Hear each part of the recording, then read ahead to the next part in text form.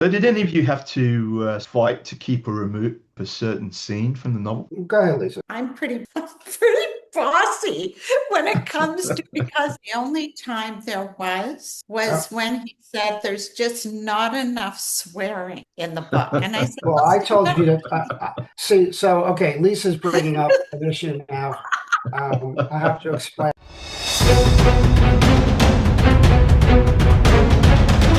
Hello, Welcome. Today Beth. we'll Welcome be to down Sunny under City. Towns Oh, thank you today. for having me. Hi, I'm Paul Rushworth-Brown, host of Down Under Interviews, History Bards, and Meet the Author over in the US. And we're here with some fabulous authors. Guys, I mean, to be honest with you, I've never done an interview with two authors that were involved in the same novel. So this is new ground for me. But let's welcome authors Lisa Lucas and Steve Landsberg, authors of Ping. Welcome to the show, guys. Okay, so when you hear the title of the novel Ping, you think about table tennis, and I believe even the cover has a table tennis player on it, but it really doesn't have anything to do with table tennis, does it? Lisa, do you want to give us just a small synopsis? I mean, I think at the core, the game of ping pong is the pivotal piece that all the politics revolves around. So Paul, I'm going to argue with you and say it does revolve around ping pong.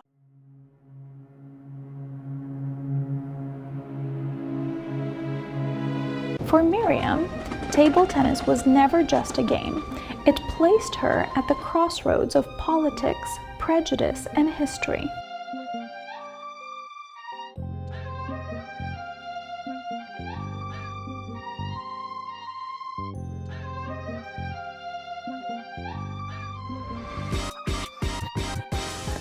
Her role remained hidden, leaving behind a legacy shaped by secrets and expectation.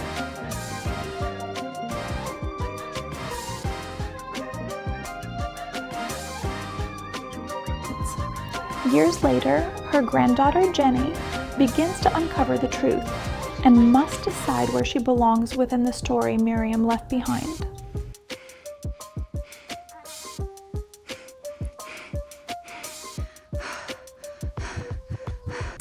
Ping, a story of history, family, and the secrets passed from one generation to the next.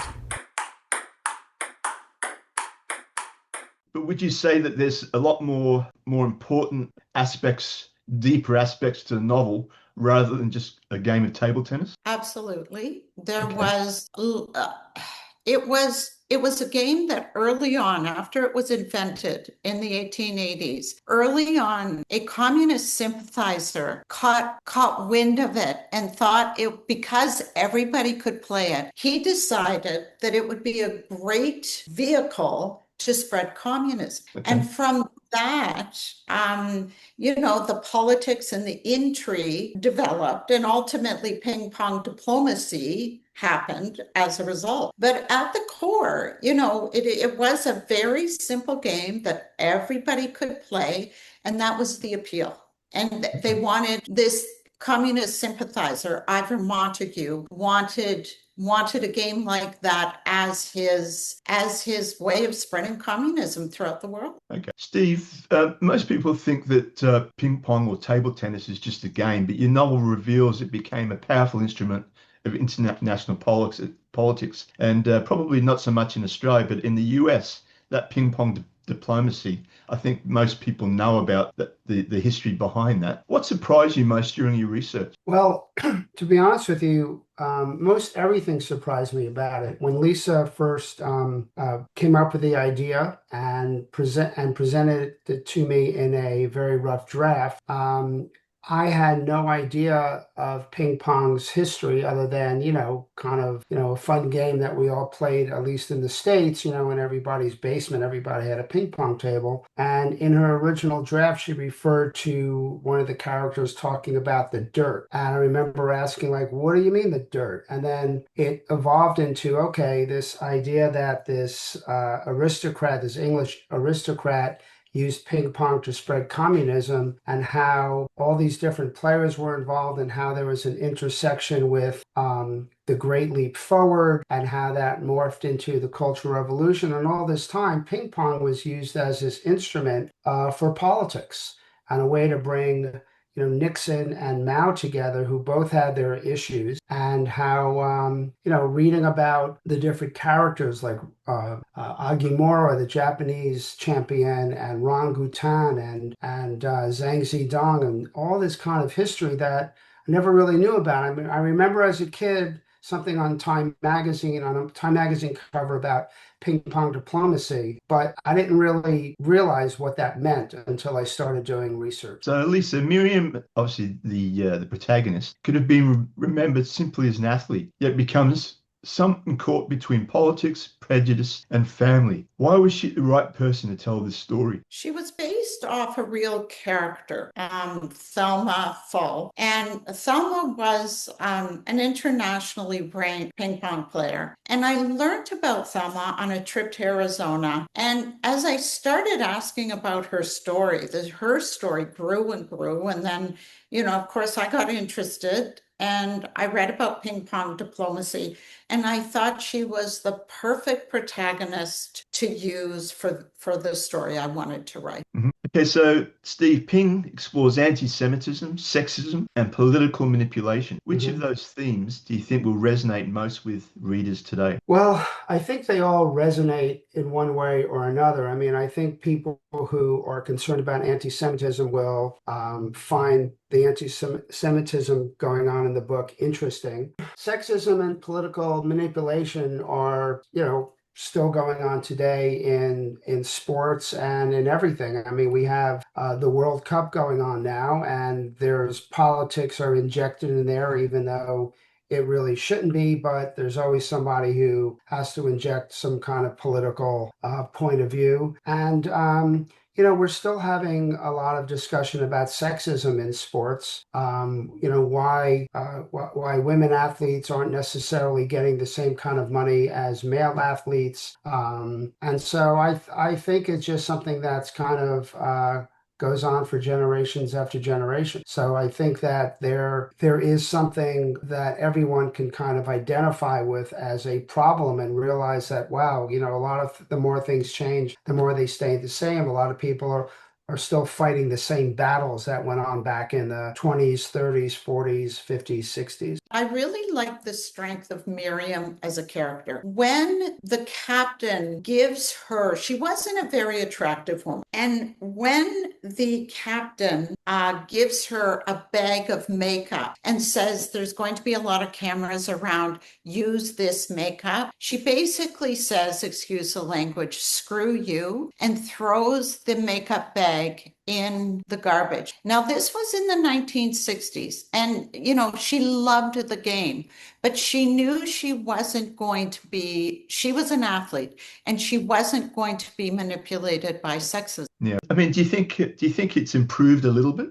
I do. I mean, I think that, in women's tennis, I think they're getting a lot more attention. I believe, I could be wrong, but I believe that some of the salaries are starting to move up. A recent article, I believe in the New York Times, that women who are playing professional basketball are paid an absolute fraction of what men are getting. And it's becoming a hugely contentious issue for good reason. Yeah. Lisa, Jenny struggles with the weight of her grandmother's legacy. Do you think every generation inherits burdens it never asked for? I think if families say they're free of that, they're lying. I think this is a heavy loaded family, but I think that there is family legacy. And, some families choose to push it right down, suppress it. In this case, it was not suppressible with a strong figure like Miriam. I really admire Jenny. She was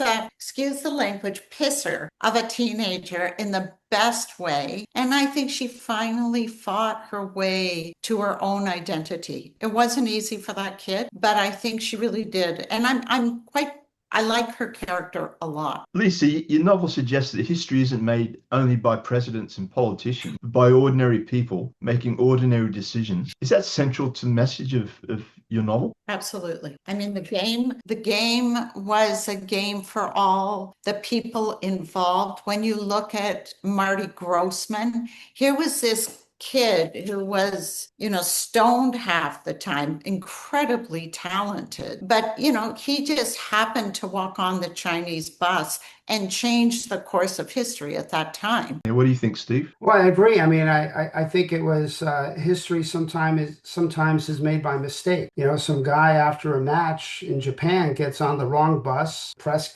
catches wind of it, and one thing leads to another. And then you have a Nixon and Mao shaking hands. And from that point, that's when Time magazine picked it up. And Right. that's the cover of Time. It read, "The Ping heard around the world." When you were doing your research, and this is directed to both of you, was there anything that you found that you put in the novel and thought, I've got to put this in the novel because people won't believe it? For me, it was starting with Ivor Montagu. I mean, I had no idea that the whole International Table Tennis Federation was started by a communist spy in order to spread communism. What did Steve bring to the story that you couldn't have brought in yourself? Steve is, I think, fantastic at arcing the story. He had some suggestions and some thoughts, and I went, "Oh, this is great." So Steve came and worked with me. He says I took him hostage, but that's a lie. Probably a little bossy at times with Steve. Steve, would you like to respond to that? Yes, I would, if it's okay with you. So,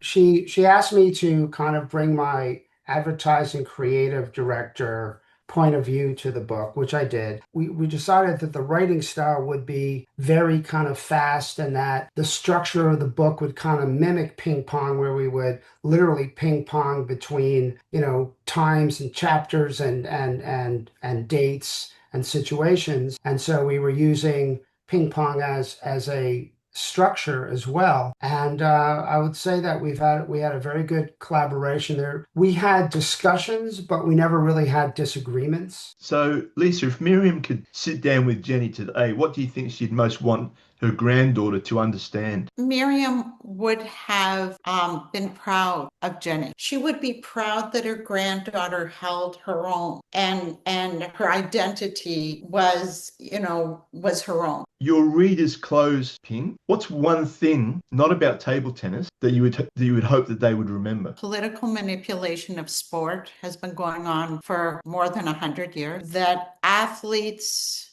I hope athletes, of course, are aware of it, but I think they have to hold their ground. And you see athletes doing that today more. So that's wonderful. But sports has been used as such a political and manipulative tool in the past. It can be discouraging. And I admire how those athletes who can speak up and hold their head high and, go above it. That must be hard to do in the public eye. And I respect that a lot. This is my favorite part of the show. And what I'm going to do is I'm going to ask you 10 quick fire questions. Tea. Coffee. Early bird or night owl? Early bird. More night owl.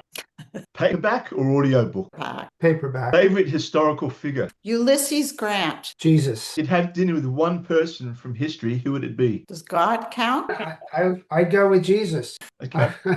Coming from the Jewish guy. Coming from a Greek girl. An absolute pleasure talking to you both. And I wish you so much success with Ping. And thank you for coming on the show. Thank you, Thank you for Paul. having us, Paul. It was fun.